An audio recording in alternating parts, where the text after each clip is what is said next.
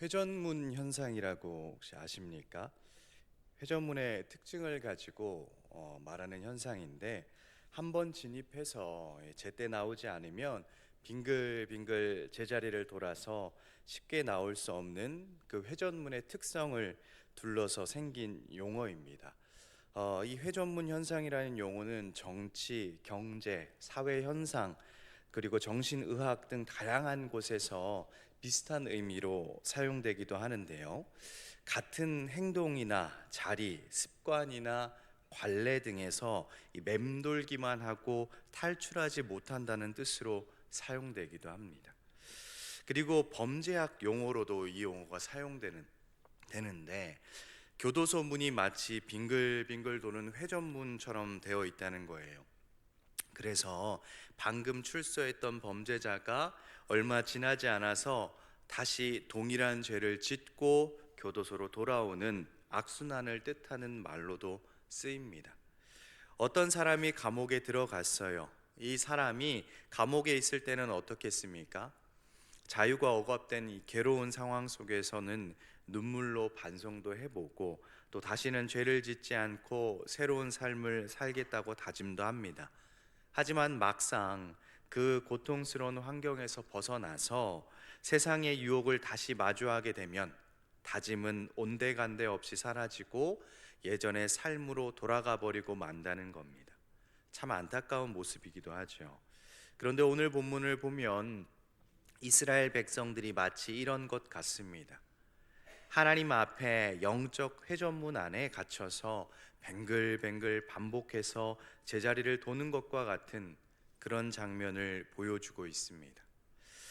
이들이 이방 민족의 압제로 괴로울 때면 그들은 부르짖었습니다. 그리고 하나님은 때에 따라 사사를 보내주셔서 이들을 구원하시고 또 평안을 베풀어 주셨습니다. 하지만 평안이 찾아오고 다시 살만해지면 언제 그랬냐는 듯이 우상 숭배라는 이 죄의 회전문으로 스스로 걸어가는 모습을 보여줍니다. 본문을 묵상하면서 오늘 우리의 모습은 어떤지를 한번 돌아보길 원합니다. 우리의 영적 회전문은 어떤지, 또 이 끊임없는 죄의 굴레를 어떻게 끊어낼 수 있는지를 오늘 본문을 통해서 함께 보길 소망합니다. 오늘 본문의 시작인 11절과 12절을 보면 이렇게 시작하고 있죠. 제가 읽겠습니다. 이스라엘 자손이 여호와의 목전에 악을 행하여 바알들을 섬기며 애굽 땅에서 그들을 인도하여 내신 그들의 조상들의 하나님 여호와를 버리고 다른 신들 곧 그들의 주위에 있는 백성의 신들을 따라 그들에게 절하며 여호와를 진노하게 하시게 하였으되. 그때 이스라엘은 어떤 이스라엘이었습니까? 하나님께서 아브라함과 이삭과 야곱에게 하셨던 약속의 땅으로 인도받은 이들이었습니다. 애굽의 노예로 살아가던 이스라엘 백성들을 내버려 두지 아니하시고 약속을 기억하시며 지키시기 위해서 모세를 세워 출애굽시켜 주셨습니다. 이들이 출애굽 여정의 1세대였다면 이들이 죽고 난 다음 광야에서부터 가나안 입성과 점령의 여정을 겪었던 이들이 바로 2세대라고 볼 수가 있습니다. 사사기의 시작은 그 2세대 이스라엘 백성들의 정착과 그 이후를 다루고 있습니다. 그러니까 사사시대 사람들은 이제 3세대라고 볼 수가 있겠죠. 2세대의 이스라엘 백성들까지만 해도 이 여호수아와 함께 믿음의 세대로 나름의 훈련을 받고 또 경험도 해가면서 가나안 여정을 살아간 사람들이었습니다. 믿음으로 여호수아와 요단강을 건넜었고 가나안으로 들어가기 위해서 여리고와 아이성을 무너뜨리고 정복한 이들이었습니다. 그렇게 믿음으로 전쟁에서 승리하던 이들이 이제는 패배와 실패로 전락한 자들이 되어버린 모습을 보여주고 있는 것이 오늘 본문의 전장인 사사기 1장의 내용이었습니다. 그리고 2장 초반에 보면 하나님의 사자가 이들에게 와서 이 문제를 이렇게 지적합니다. 2절과 3절인데요. 제가 읽겠습니다. 너희는 이 땅의 주민과 언약을 맺지 말며 그들의 제단을 헐라하였거늘 너희가 내 목소리를 듣지 아니하였으니 어찌하여 그리하였느냐. 그러므로 내가 또 말하기를 내가 그들을 너희 앞에서 쫓아내지 아니하리니 그들이 너희 옆구리에 가시가 될 것이며 그들의 신들이 너희에게 올무가 되리라 하였노라. 하나님께서 이스라엘이 가나안에 들어갈 때 그곳 주민들을 전부 쫓아내라 명령하셨습니다. 하지만 이스라엘은 이것을 완벽하게 수행하지 못했어요. 자신들보다 강한 무기와 요새를 가지고 있었던 가나안의 몇몇들을 정복하는 것을 포기해버리고 말았습니다. 이스라엘의 이런 불순종은 결국 큰 문제를 가져올 것을 말씀하신 거예요. 그리고 이 문제가 어느 때에 발생하는지는 바로 10절에서 알려주고 있습니다. 그 세대의 사람도 다 그 조상들에게로 돌아갔고 그 후에 일어난 다른 세대는 여호와를 알지 못하며 여호와께서 이스라엘을 위하여 행하신 일도 알지 못하였더라. 가나안 정복을 완벽하게 수행하지 못한 세대가 죽고 이스라엘의 다른 세대가 등장을 하는데 이들의 특징을 말하기를 여호와를 알지 못하며 여호와께서 이스라엘을 위하여 행하신 일도 알지 못하였더라 라고 말하고 있어요. 여기서 알지 못한다는 것은 단순히 이 지식이나 경험으로 모른다는 것을 말하는 것이 아닙니다. 나아가서 인격적으로 만나지 못했고 믿지 않는다는 것을 말하는 겁니다. 그 증거로 오늘 우리가 읽었던 말씀 11절과 12절의 일을 말하고 있는 것이죠. 사실 하나님께서 이스라엘 백성에게 바라시는 것은 하나였습니다. 내가 거룩하니 너희도 거룩하라. 이스라엘 백성들이 거룩한 하나님의 백성이 되는 것이었습니다.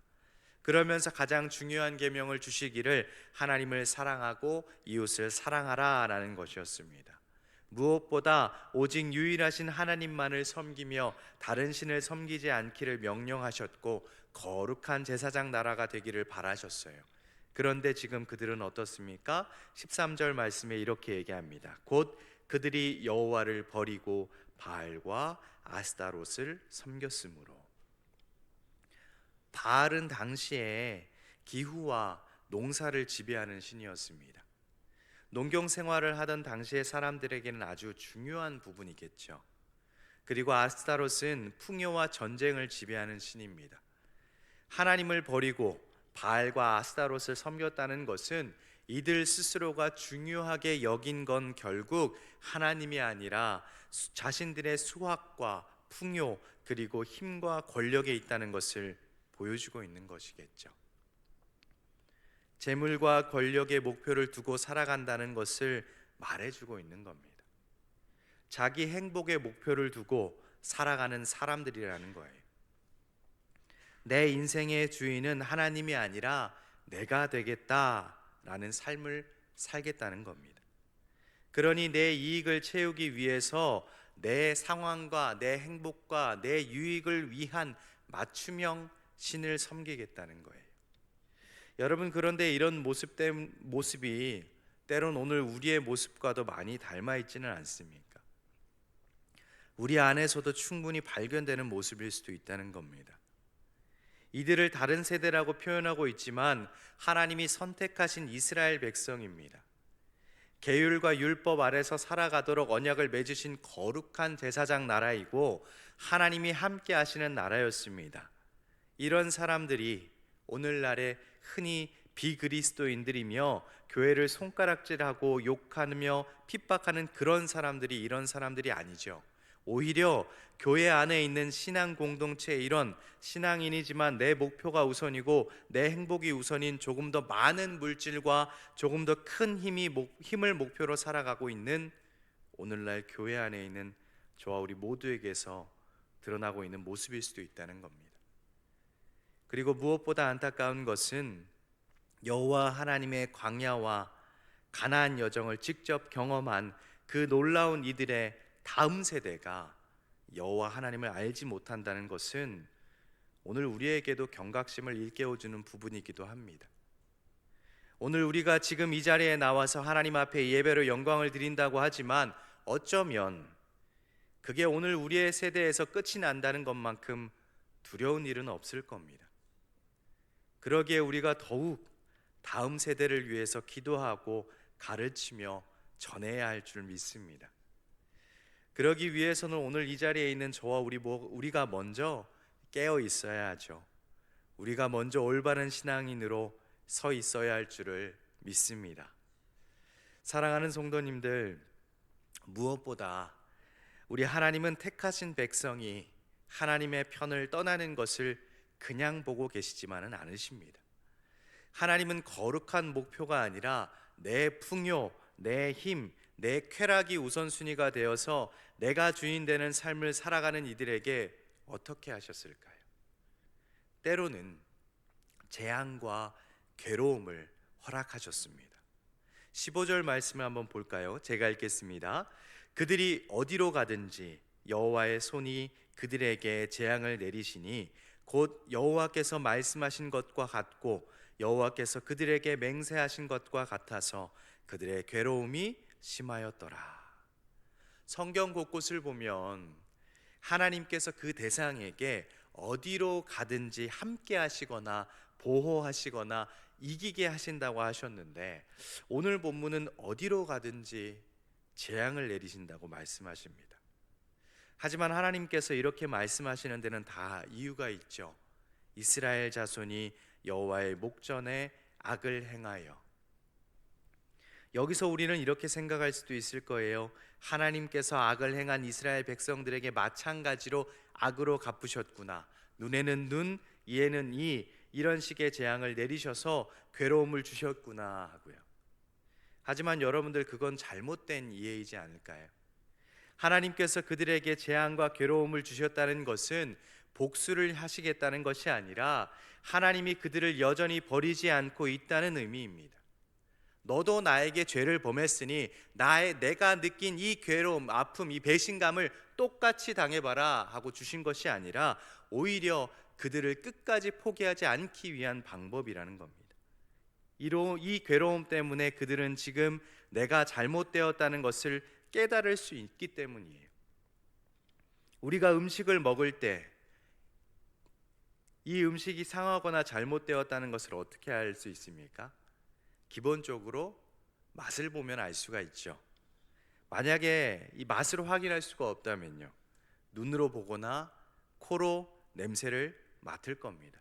아무리 과일이 맛있는 향이 난다고 해도 눈에 보이기를 새퍼렇게 곰팡이가 피어있는 상황에서 그 과일을 먹지는 않잖아요.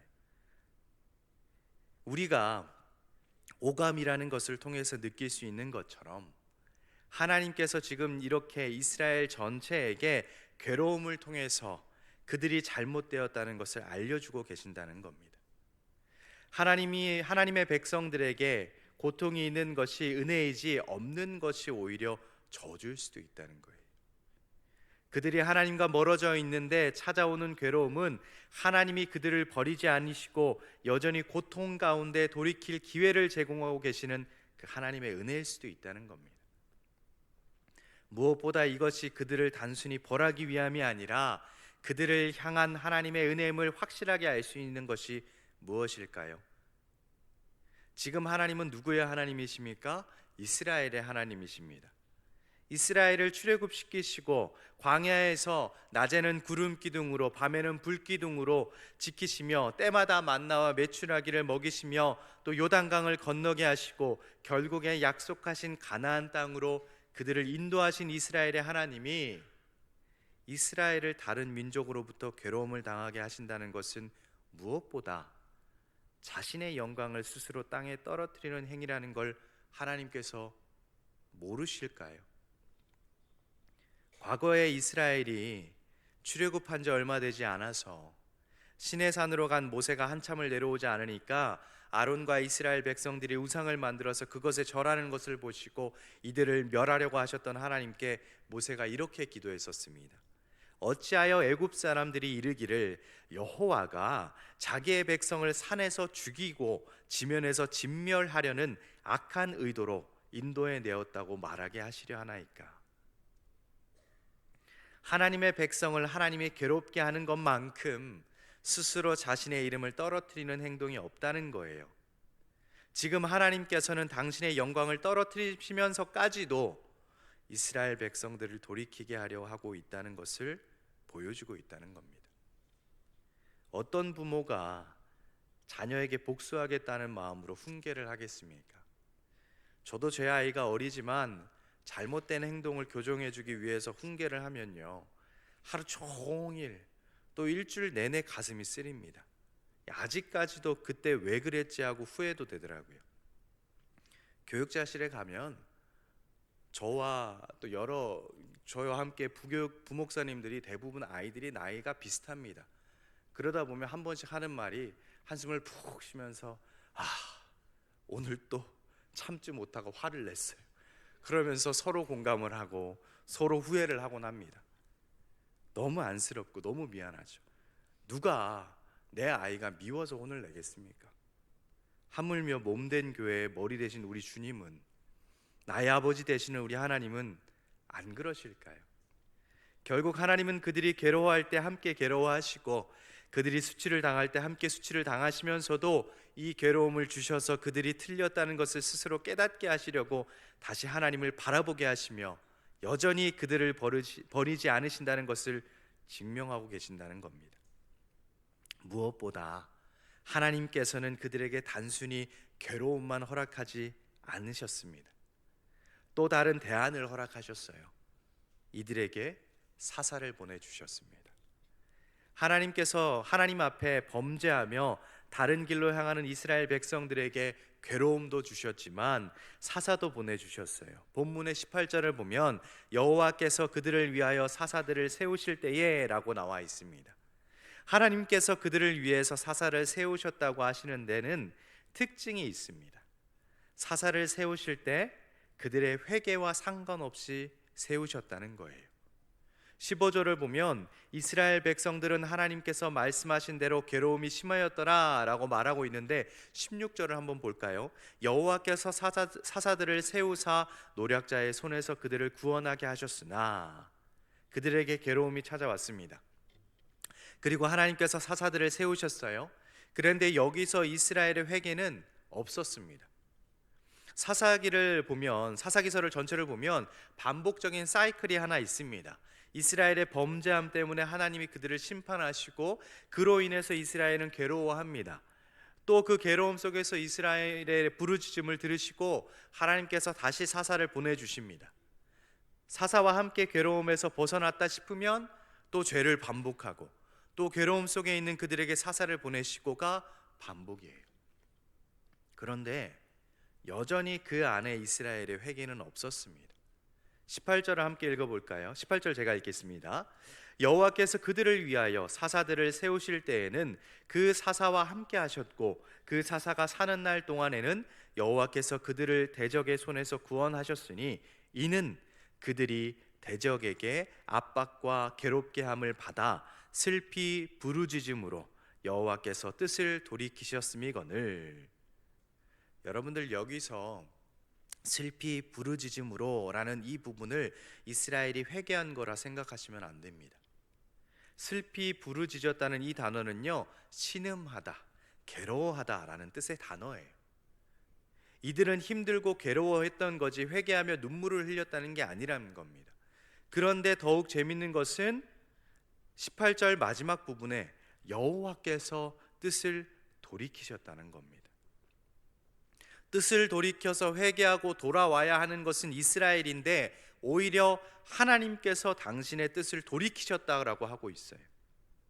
그들의 회개와는 상관없이 그들의 부르짖음, 그 신음소리를 듣고 하나님 스스로 뜻을 돌이키셔서 세우신 것이 사사라는 겁니다. 그들의 회개와는 상관없이. 근데 여러분들 너무 재밌어요. 그렇게 하나님께서 사사를 보내시면 그 사사를 따라서 뜻을 돌이켜서 하나님께로 나아가야 하는 것이 맞는데 그들의 행실은 여전히 어떤지를 17절에서 볼 수가 있습니다. 제가 읽겠습니다. 그들이 그 사사들에게도 순종하지 아니하고 오히려 다른 신들을 따라가 음행하며 그들에게 절하고 여호와의 명령을 순종하던 그들의 조상들이 행하던 길에서 속히 치우쳐 떠나서 그와 같이 행하지 아니하였더라. 변함없이 죄를 범하는 이들의 모습을 볼 수가 있습니다. 그런 이들이라는 것을 아시고도 어떻게 해요? 당신의 뜻을 돌이켜 그들을 위하여 사사를 세우셨다는 겁니다. 여러분, 하나님께서 이렇게 하신 데는 이스라엘의 어떤 행위도 상관없었습니다. 그들은 당장 자신들의 뜻을 돌이켜서 회개하지도 않았어요. 금식을 하며 반성하지도 않았습니다. 그러나 그들의 괴로움과 부르짖는 소리에 당신의 뜻을 돌이켜 그들을 위하여 사사를 보내주신 하나님은 오늘 우리의 하나님이 되시기도 하십니다. 오늘 우리에게도 마찬가지로 예수 그리스도를 보내주셨다는 것을 기억하시길 바랍니다. 자격 없는 우리에게 아무런 조건 없이 예수 그리스도를 보내주셨습니다. 그들을 위하여 사사를 보내주신 것처럼 오늘 우리를 위하여 독생자 예수 그리스도를 이 땅에 보내주셨습니다. 여러분, 죄 앞에서는 한없이 공의와 정의를 행하시는 하나님께서 자신의 뜻을 돌이킬 수밖에 없는 것이 우리를 향한 사랑과 긍휼의 마음이라 하셨습니다. 그러면 이제 우리도 우리의 뜻을 돌이킬 수 있기를 소망합니다.